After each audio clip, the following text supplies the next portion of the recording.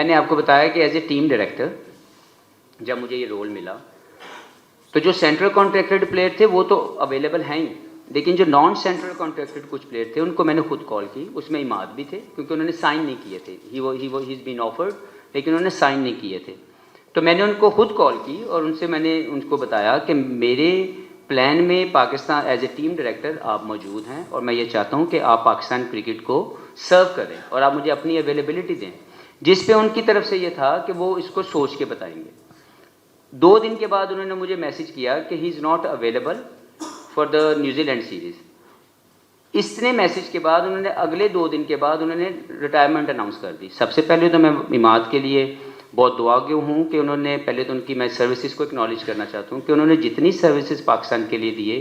ہمیں بہت خوشی ہے کہ وہ پاکستان کے بہترین سروسز دے کے گئے. ایک ایماندار اور بہتر طریقے سے انہوں نے اپنی ایگزیکیوشن کی، اپنے ٹیلنٹ کی پاکستان کی ریپرزنٹیشن کے لیے، جو کہ موسٹ امپورٹنٹ اچیومنٹ ہے کہ آپ اپنے کیریئر کے اندر کوئی بھی ایسی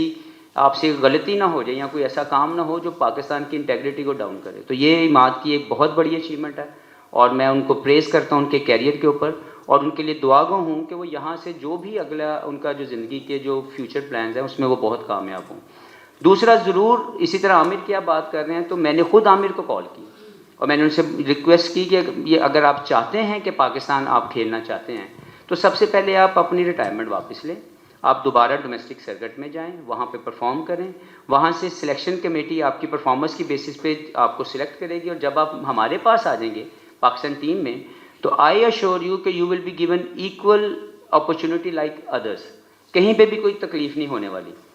انہوں نے کہا، انہوں نے اس کے اوپر مجھے یہ بولا کہ ہی آلریڈی مووڈ آن اور ان کی لائف کے اندر جو بھی ان کے زندگی کی جو پرائرٹیز ہیں یا جن کو ان کو لگتا ہے کہ ان کی زندگی کیونکہ بدل چکی ہے اور پچھلے کچھ عرصے میں انہوں نے اپنے لیے جو فیصلے کیے ہیں اسی کے مطابق چلنا چاہتے ہیں، جو کہ وی آل ہیو ٹو رسپیکٹ کہ اگر کسی انڈیویجول کی اپنی زندگی کے کوئی فیصلے ہیں تو ہمیں اس کو رسپیکٹ کرنے کی ضرورت ہے.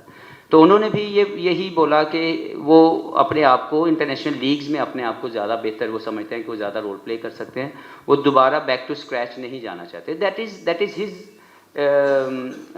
اوبیسلی ڈیسیژن اور ہمیں اس کو رسپیکٹ کرنے کی ضرورت ہے. تو میں نے بڑا کلیئر میسج یہ دو اور اس کے علاوہ بھی کچھ پلیئر مجھے جو لگے کہ ان کو میں نے کال کیا ہے اور میں نے ان کو بتایا ہے کہ آپ ہمارے لیے فل ہمارے پلان میں ہیں، لیکن you have to get into the system, you have to perform in domestic cricket. آپ اگر وہاں پہ اپنے آپ کو اویلیبل نہیں کریں گے تو آپ کو گھر سے بلا کے پاکستان کی پرائڈ نہیں ملے گی. You need to get involved with the Pakistan cricket, you need to compete in the system. وہاں سے آپ اپنی پرفارمنسز دیں، سلیکٹر آپ کی پرفارمنسز کو جج کریں گے اور اس کی بیسس پہ آپ کو سلیکٹ کیا جائے گا. تو میرے as a team director plan کے اندر ویری کلیئر یہ چیز ہے اور میں سب کو بتاتا جاؤں کہ میں ہر ایک بندے کو کلیئر کمیونیکیٹ کروں گا. اگر اس کی کمیونیکیشن کا جواب میرے پاس آئے گا تو ڈیفینیٹلی میں اس کو اسی کے مطابق کنسیڈر کروں گا. لیکن اگر کسی کی بھی انڈیویجول جو ہے وہ ڈیسیژن ہے تو وہ اس کا اپنا انڈیویجول ڈیسیژن ہے، ہمیں سب کو اس کی رسپیکٹ کرنی چاہیے.